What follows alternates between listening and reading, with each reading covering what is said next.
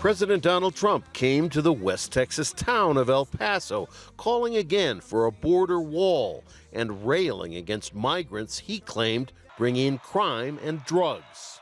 Where you have thousands and thousands of people coming from Guatemala, from Honduras and El Salvador, and they march up through Mexico. And by the way, if we didn't have walls in those areas, in some cases that we put up, in many cases where we reinforce, in many cases where our great military helped us with barbed wire, you would have people pouring in. Trump is not popular in El Paso. He won only about 25% of the vote here in 2016.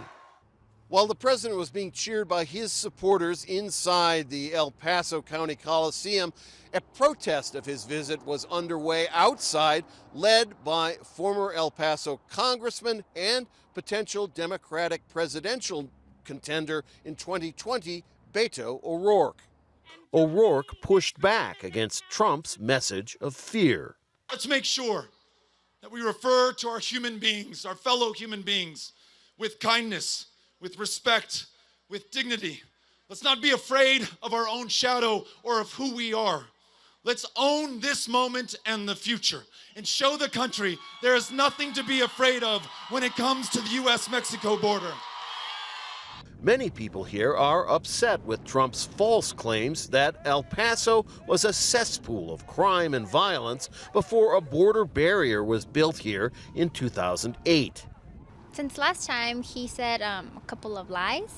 So I don't know if he's here to tell more lies. I've lived here all my life. I feel safe. The mayor of El Paso and other officials have pointed out the city was among the safest in the U.S. even before the border barrier was built. But Trump scoffed at the local officials and their facts. I don't care whether a mayor is a Republican or a Democrat. They're full of crap when they say it hasn't made a big difference.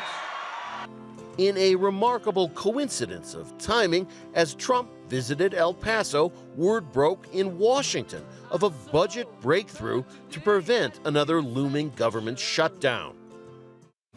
We reached an agreement in principle between us on the Homeland Security and the other 6 bills.